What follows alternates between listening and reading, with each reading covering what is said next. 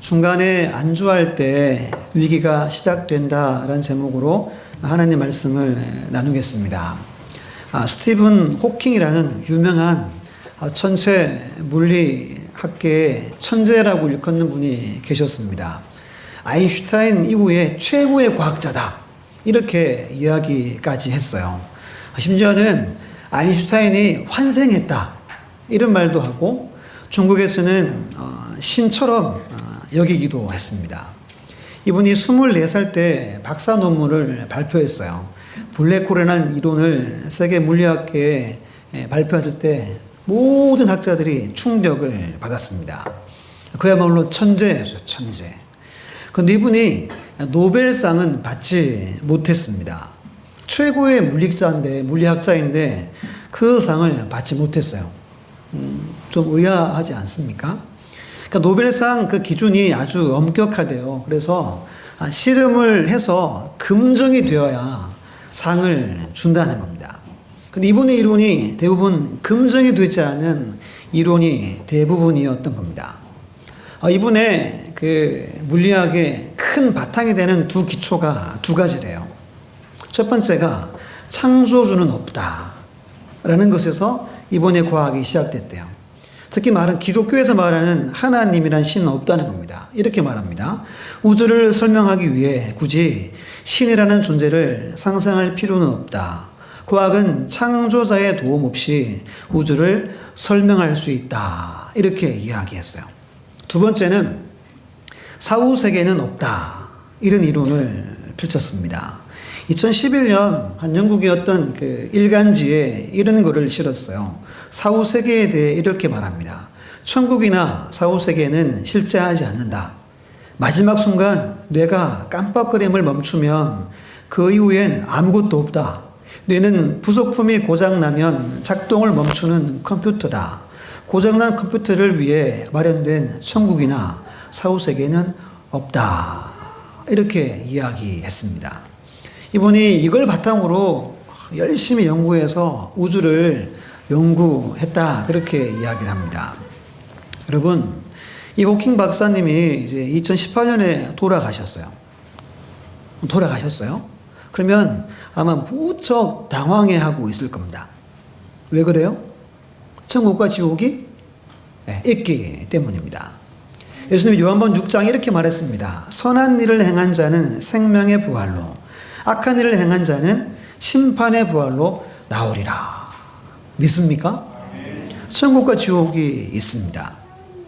우리는 신앙생활을 하고 있어요. 그러면 여러분, 신앙생활을 왜 할까요? 그 이유는 창조주 하나님을 알아가기 위해서 하는 겁니다. 더 깊이 알려고 우리가 신앙생활합니다. 하나님의 그 깊이, 높이, 넓이, 길이가 어떠한지를 알기 위해서 신앙생활합니다. 그럼 어떻게 하면 알 수 있을까요? 어떻게 하면? 어렵지 않아요. 하나님을 자주 만나야 됩니다. 어렵습니까? 더 중요한 건 만나되 가까이 만나야 돼요. 아주 오래된 이야기입니다. 그 로널드 레이건 대통령 알죠? 제가 이제 어릴 때 어렴풋이 기억나요. 이분이 이제 찾아봤더니 1981년에서 89년까지 대통령 하셨더라고요. 제 어린 나이 때, 야, 진짜 잘생기고 멋진 할아버지다, 이런 이제 마음이 있었는데, 이번에 찾아보니까, 정말 미남이십니다.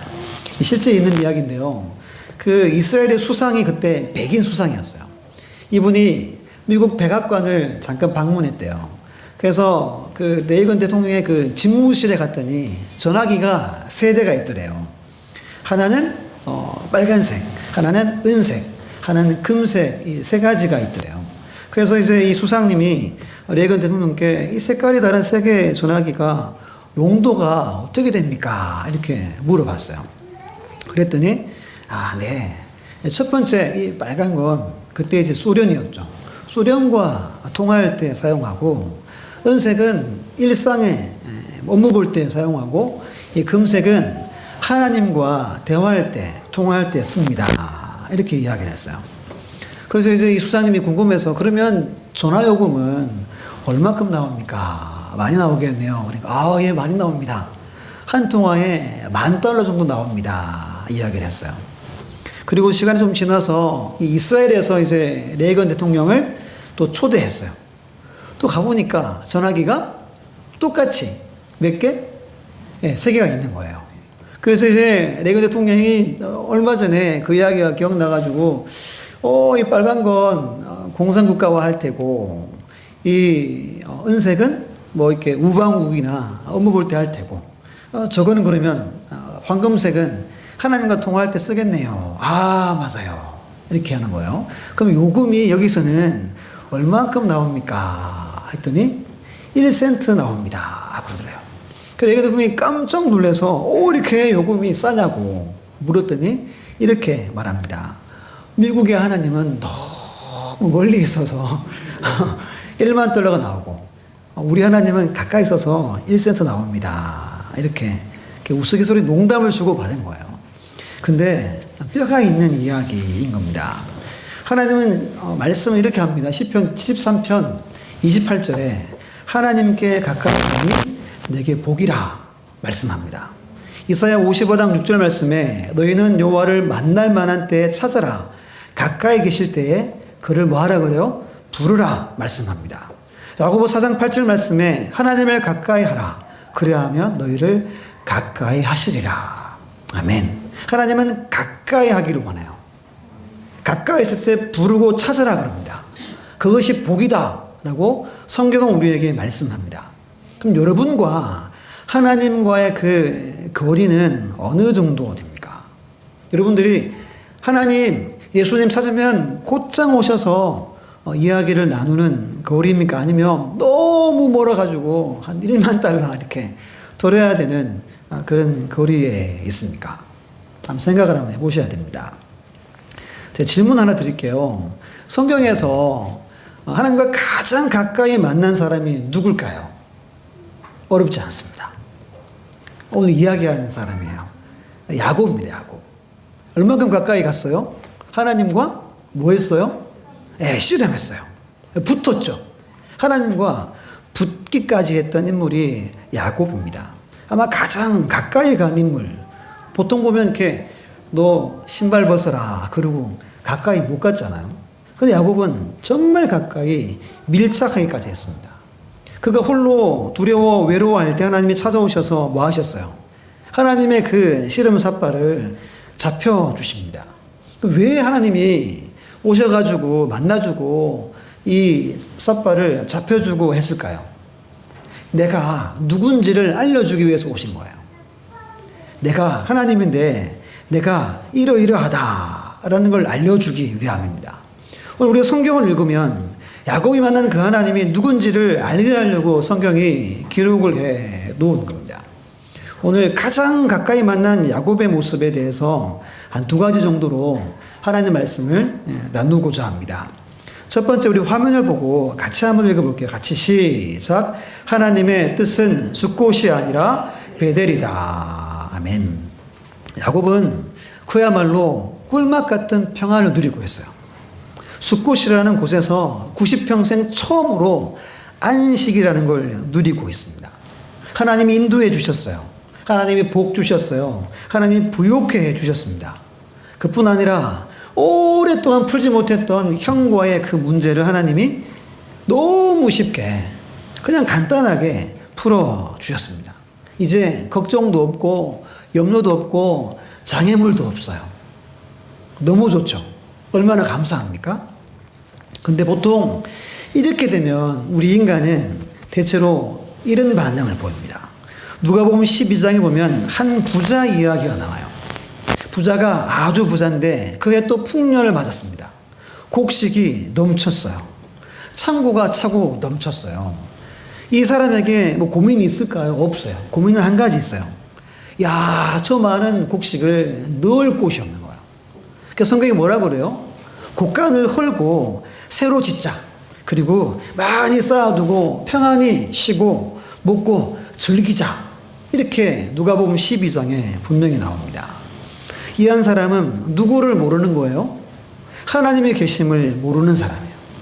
자기 중심적으로 세상적으로 살아가는 사람의 모습을 우리에게 보여줍니다.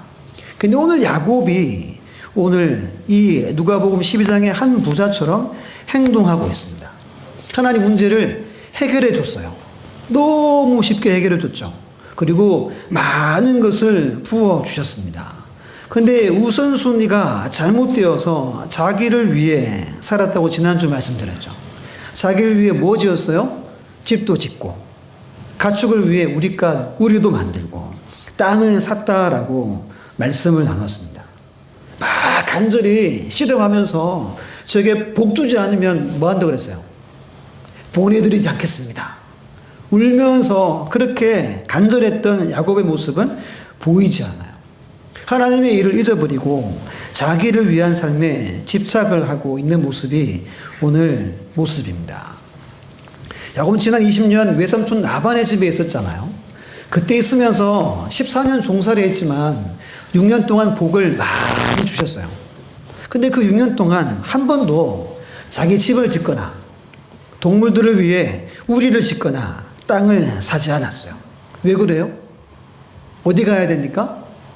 네, 아버지가 계신 고향 땅으로 돌아가야 되니까. 이런 겁니다. 난 이 이방 땅에 뿌리 내리지 않을 거야.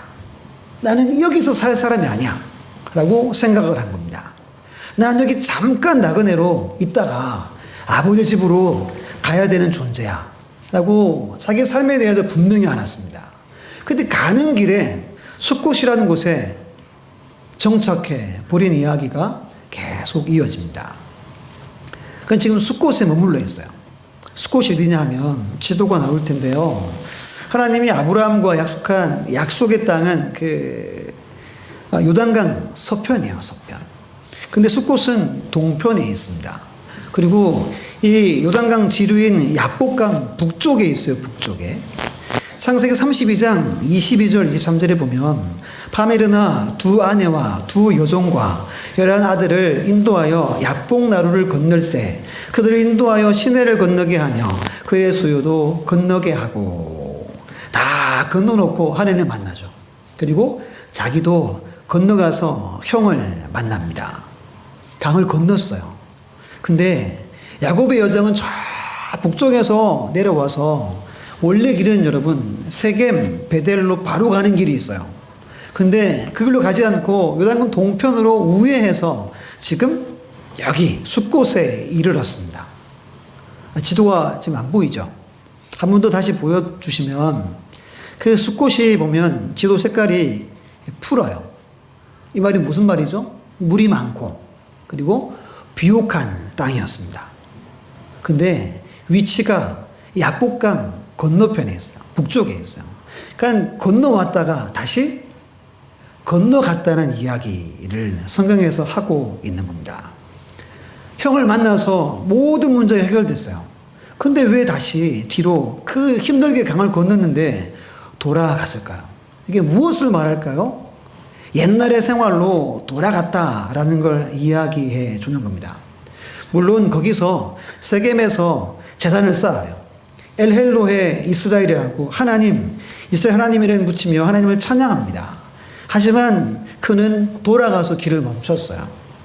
정착해 버린 겁니다. 예배를 드리지만 하나님과 적당한 거리를 두고 적당히 신앙생활하며 자기를 위한 삶을 영위하고 있는 모습을 우리에게 보여줍니다. 이런 모습을 에베소 4장 22절에 이렇게 말합니다. 우리 같이 한번 화면을 보겠습니다. 시작. 너희는 유혹의 욕심을 따라 썩어져가는 구습을 따르는 옛사람을 벗어버리고. 아멘. 우리는 원래 우리의 상태는 이 유혹의 욕심을 따라서만 사는 자였어요. 근데 예수님이 십자가에 죽으시고 다시 사시면서 우리에게 은혜를 주셔서 여기서 자유케 하고 여기서 해방시켜 주셨습니다. 근데 여전히 우리에게 육체의 수욕이라는 게 남아있어요. 자기도 여전히 있고 여러분 다 있어요. 근데 이것이 한 번씩 작동하면 우리도 던져버렸던 거 막 이렇게 다시 막 꺼집어내가지고 이걸 막 좋아하고 구습을 따르는 모습이 종종 있죠. 그렇지 않습니까? 그럼 하나님은 야곱에게 처음부터 어디라 가라고 그랬어요? 우리 창세기 31장 13절 화면 보고 있습니다. 시작. 나는 베델의 하나님이라. 내가 거기서 기둥을 붓고 거기에서 내게 서원하였으니 지금 일어나 이곳을 떠나서 내 주생지로 돌아가라 하셨느니라. 아멘. 그리고 35장 1절 말씀도 함께 했습니다. 시작. 일어나 베델로 올라가서 거기 거주하며. 아멘. 분명히 하나님이 그랬어요. 나는 베델의 하나님이다. 너 일어나서 베델로 가라. 너 베델로 가라. 그듭 말씀하셨어요. 근데 눈에 보이는 물도 많고 모든 것이 넉넉한 숲곳에 머물러 버린 겁니다. 아브라함의 조카 롯이 아브라함이 네가 원하는 땅을 구해라 했을 때 어디로 갔어요? 에덴 동산 같았던 소돔 땅을 택하죠. 마치 그와 같은 모습이 오늘 야곱의 모습입니다. 하나님의 뜻은 아니었는데 거기를 택해서 거기에 안주해 버립니다. 학자들이 있잖아요. 이 33장과 34장 사이의 그 시간차가 10년 정도래요. 그럼 이곳에서 몇 년을 살았다는 거예요? 10년을 이 숲곳에서 지냈다는 겁니다. 그 기간 동안 아무 일도 일어나지 않았어요. 겉으로 볼 때는 믿음으로 산 것 같고 하나님의 기뻐하시는 삶을 산 것처럼 보여요. 왜냐하면 평탄하고 문제가 없었기 때문입니다. 그렇다면 여러분 잘 들어보세요. 이 숲곳에서 10년을 보낼 때 야곱의 하나님은 어떤 분일까요? 화면에 나올 텐데요. 잘 보세요. 허물 많고 연약한 우리를 기대하시고 기다리며 은총을 베풀기를 원하시는 하나님이십니다. 다시 제가 읽을게요. 허물 많고 연약한 우리를 여전히 기대하시고 여전히 기다리며 은총 베풀기를 원하시는 하나님이셨습니다. 이런 하나님이기 때문에 야곱이 지금 뜻에 어긋나서 가는 길을 멈추고 지금 엉뚱한 생활하지만 평안함이 그에게 있었던 겁니다. 하지만 이것은 하나님의 무서운 징계의 한 방편임을 우리는 잘 알고 있습니다. 바울이 로마서에서 이런 말 했어요. 버려두시는 징계를 이야기했습니다. 무슨 징계요? 버려두시는 징계를 말했습니다. 로마서 1장 24절 함께 읽어볼게요. 시작. 하나님께서 그들을 마음의 정욕대로 더러움에 내버려 두사 그들의 몸을 서로 욕되게 하게 하셨으니. 아멘. 26절 이렇습니다. 우리 26절 우리 여성분들 26절 시작.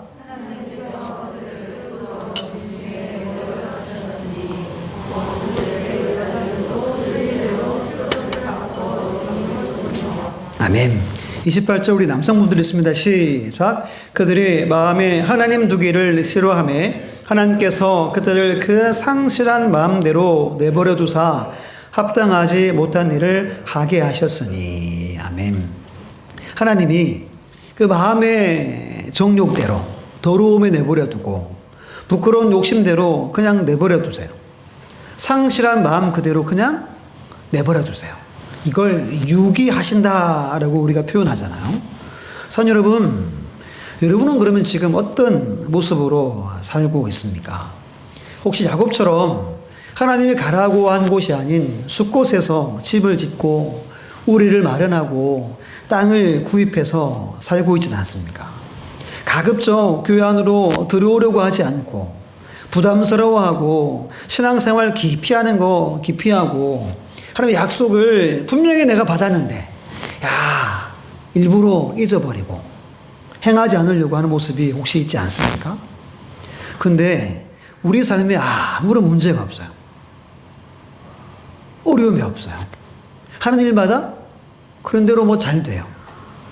이게 하나의 무서운 심판일 수 있는 거예요. 이걸 이렇게 말합니다. 왜 그러냐면 그럼에도 불구하고 은혜 때문인 거예요. 그럼에도 불구하고 하나님은 은혜를 주십니다. 사랑을 주십니다. 10년의 그 기간이 야곱에게 하나님 부신 은혜가 바로 이 은혜인 거예요. 지지난주 1월 3일 월요일인데 이제 전화가 왔어요. 저를 가르쳤던 교수님인데 저희 총회 이제 그 선교 훈련이 있어서 오셨다고 전화가 왔어요. 그럼 어떻게 해야 돼요? 여기 가까이 서산으로 오셨더라고요. 그래서 이제 바로 준비해서 나가서 잠깐 만났어요. 저희 교회도 가보자 해서 오셔가지고 기도해 주시고, 또 수양관 가서 수양관 가가지고 이제 뭐 여러분들, 목사님들 만나고, 뭐 교수님도 계속 만나고 이렇게 왔어요. 그분들 같이 앉아서 대화를 저는 가만히 들었죠. 가만히 듣는데 한 분이 이런 이야기 하는 거예요. 한국 교회가 6만 교회였어요. 몇만요? 6만이었어요. 근데 코로나가 발생하고 한 2년 동안 1만 교회가 문을 닫았대요. 이 100개도 아니고 1000개도 아니고 1만 교회예요. 1만 교회. 옆에 있는 한 목사님은 노회장도 하시고 그런 목사님이더라고요. 자기 노회 교회 숫자가 70여 개였대요. 근데 20여 개가 문을 닫았대요. 그리고 30여 개가 너무 힘들대요, 지금. 문을 닫을지 말지 고민한대요. 만약에 30개 문 닫으면 몇 개 남아요? 야, 이 이야기를 제가 들었어요. 그래서 이제, 깜짝 놀랐어요. 그럼 여러분, 제가 왜 그날 교수님 만나가지고 이런저런 이야기도 많이 나눴지만 왜 거기 앉아가지고 다 모르는 분이었어요. 앉아가지고 불편하게 제가 그걸 들었을까요? 우리 교회가 도라는 뜻일까요? 그건 아니겠죠. 왜 제가 지금 어려워서 교회들이 문 닫고 하는 이야기를 듣게 하셨을까요? 저나 우리 교회가 어떻게 해야 할까에 대한 고민을 하라는 겁니다. 고민을. 우리 믿음의 선배들이 어떻게 신앙생활 했죠? 일사각오로 했죠. 죽으면 죽으리다 라고 신앙생활 했어요. 뜻이면 어떤 대가를 지불하고서라도 끝까지 순종했습니다. 그 은혜로 우리가 이만큼 한국교회가 나왔어요. 그 은혜로 지금도 우리가 신앙생활 하고 있다고 저는 믿습니다. 근데 오늘 본문의 모습, 이 야곱의 모습처럼 우리도 뜻을 분명히 알아요. 근데 달려갈 길을 멈추고 중간에 멈춰서서 숲곳에서 안주하고 있을 때가 얼마나 많습니까? 예배 드리잖아요, 우리가. 근데 우리의 마음이 나누어져 있고 온전하지 못해요. 적당히 예배 드려요. 적당히 봉사하고 두 마음으로 하나님도 사랑하고 세상도 사랑하고 그렇게 우리가 신앙생활해요. 그래서 교회가 1만 교회가 문을 닫는 거예요. 사원 여러분, 오늘 야곱의 모습은 저의 모습이고 여러분들의 모습을 꼭 기억해야 합니다. 하나님은 우리 교회를 향한 분명한 뜻이 있겠죠. 그 뜻을 위해 우리는 달려가는 겁니다. 여러분들의 가정이나 기회를 향한 하나님의 뜻도 분명히 있어요. 그러면 중간에 안주하지 말고 끝까지 부름의 상을 바라보고 달려가셔야 됩니다. 표대이신 주님만 바라보고 결승점까지 달려가는 은혜가 있기를 간절히 축복합니다. 혹시 한번 돌아봐야 되잖아요. 하나님 지금 너무 멀리 있고 내가 지금 안주해서 숲곳에서 나를 위해 인생을 살고 있다면 다시 일어나셔야 됩니다. 하나님이 가라한 그 베델까지 다시 믿음의 경주를 시작하셔야 됩니다. 오직 하나님의 뜻만이 우리 교회와 여러분 가정에 온전히 충만하길 위해서 달려가는 은혜가 충만한 우리 교회, 그리고 모든 삶이 되시기를 간절히 주의 이름으로 축원합니다. 두 번째, 우리 화면을 보고 함께 읽어보겠습니다. 시작. 하나님이 다루시는 때가 있다. 여러분, 하나님 분명 그럼에도 불구하고 은혜를 주세요. 우리가 믿음으로 못 살 때도 있고 말씀으로 못 살 때도 있잖아요. 근데 은혜를 얼마나 많이 부어주신지 모릅니다. 그런데, 중요한 그런데죠. 한국말은 어떻게 해요? 네, 끝까지 들어봐야 되죠. 그런데 언제까지 한없이 하나님은 기다리지 않는다는 겁니다. 요나 선지자 이야기 알죠? 하나님의 허용 범위가 있어요. 요나가 하나님이 가라는 곳보다 반대편을 택합니다. 길을 택하고 그 배편을 택하고 배에 올라타요. 거기까지 하나님이 허락해요. 근데 배가 움직이고 출발하자 어떻게 돼요? 풍랑이 일어나고 큰 물고기를 동원해서 다시 그 길을 빠꾸시키죠. 돌이키십니다. 오늘 야곱의 그 증거가 뭐냐 하면 창세기 34장 전체 이야기입니다. 이것이 그 증거예요. 하나님은 인내하시면서 야곱이 제자리를 찾아 돌아오기를 계속 기다렸어요. 근데 숲곳에서 주저앉아 도무지 일어날 생각이 없는 겁니다. 삶에 근심, 걱정, 문제 전혀 없어요. 야, 여기가 좁사오니 천년만년 여기에서 살게 해주십시오. 마음으로 지내고 있을 때 하나님은 풍랑을 일으킵니다. 사랑하는 딸 디나가 어떻게 돼요? 갑자기 34장에서 딸이 등장합니다. 그리고 이 딸이 이방 추장의 아들 세겜에게 강간당했다. 이야기가 오늘 본문의 이야기입니다. 전혀 예기치 못한 사건이 발생한 거예요. 34장 31절 보면 이렇게 말합니다. 우리 같이 한번 읽어볼까요? 시작. 그들이 이르되 그가 우리 누이를 창녀같이 대우함이 옳으니까. 디나가 모처럼 몸을 파는 여자처럼 취급을 당한 상황이 발생합니다. 야곱과 모든 아들들이 격분합니다. 여러분 편안했어요. 10년 동안 편안히 잘 먹고 잘 살았어요. 그런데 이 가정에 큰 근심이 휩싸이게 됩니다. 그 후의 이야기 알죠? 피에 비린 내가 나는 살육이 이어집니다. 아들들이 뭘 이유로 그들 죽였어요? 야, 우리와 결혼해서 사돈까지 맺으려면 할례 받아야 된다. 할례는 거룩한 거죠. 하나님의 백성임을 상징하는 할례를 빌미로 속여서 그들을 쳐 죽입니다.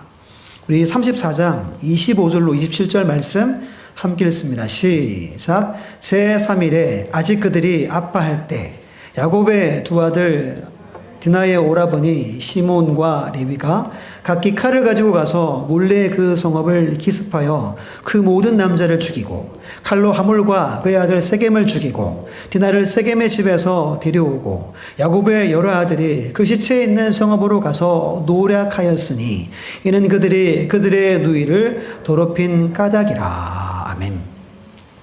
아무리 그래도 그 동네 모든 남자를 다 죽이는 건, 와, 충격적인 사건이죠. 복수는 뭘 낳아요? 또 다른 복수를 일으키죠.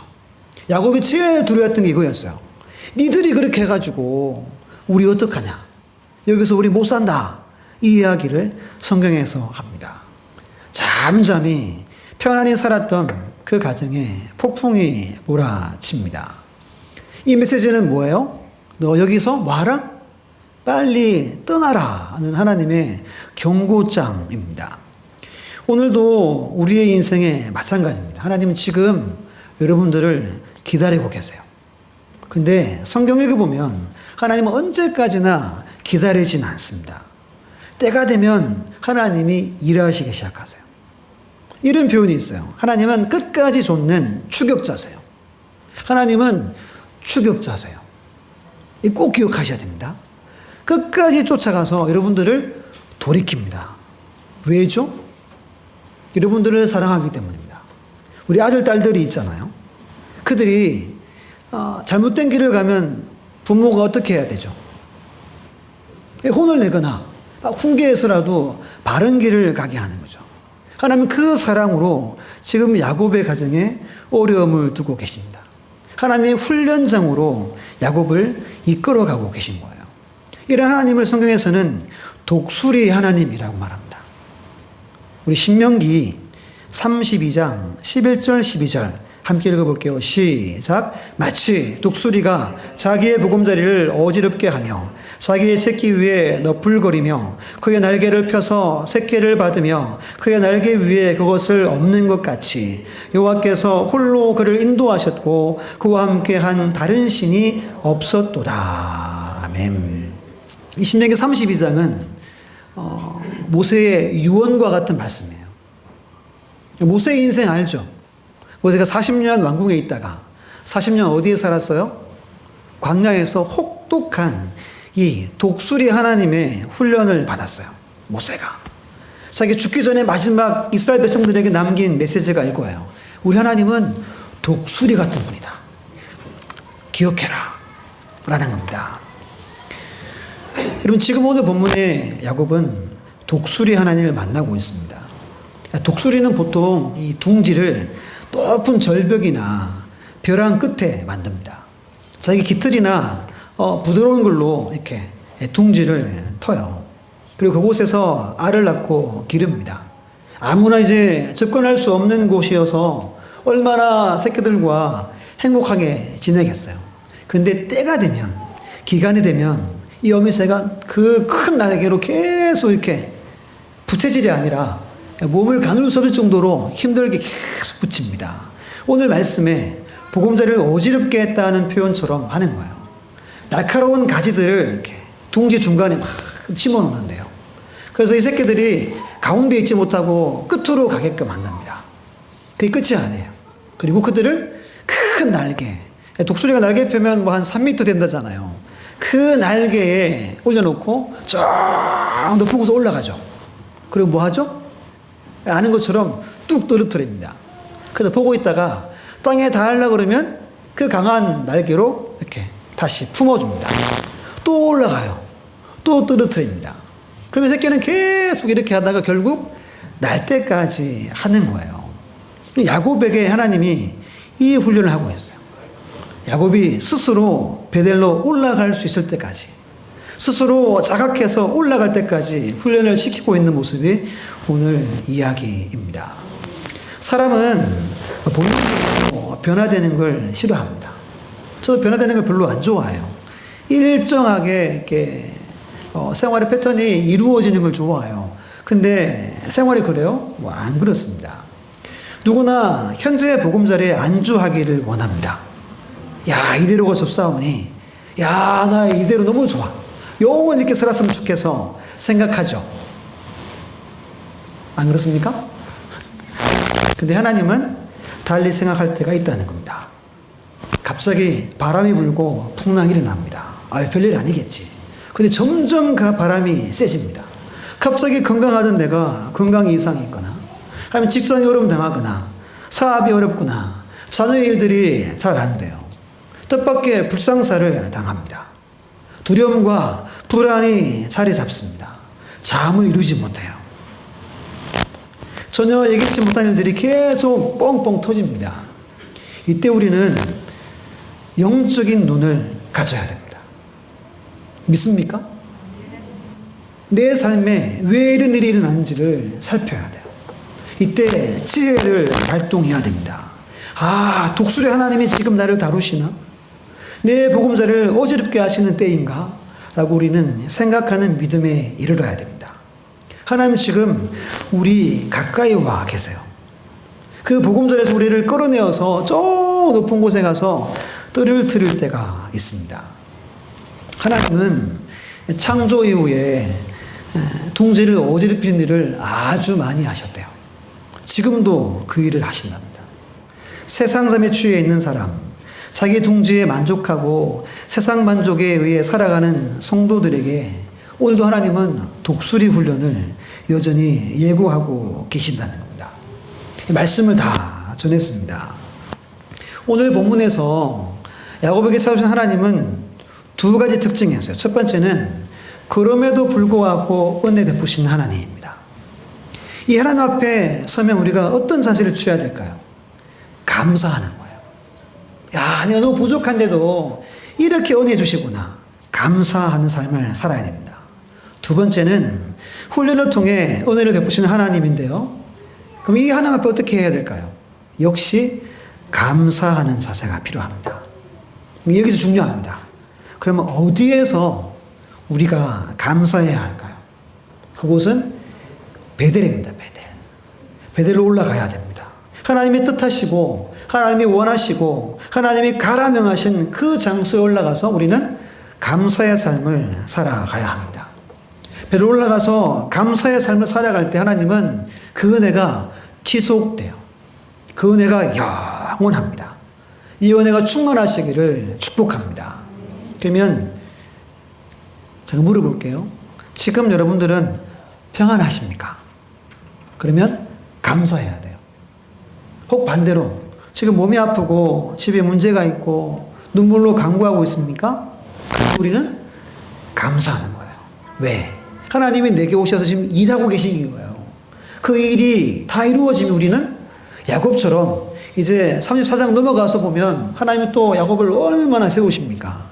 그 은혜가 우리에게 기다리고 있음을 꼭 기억하고 하나님이 원하시는 그곳에서 감사의 삶을 살아가는 우리 모두가 다 되시기를 간절히 주 이름으로 축원합니다. 감사가 여러분들의 삶에 놀라운 일들을 행하게 할 겁니다. 날마다 승리하시기를 간절히 주 이름으로 축원합니다.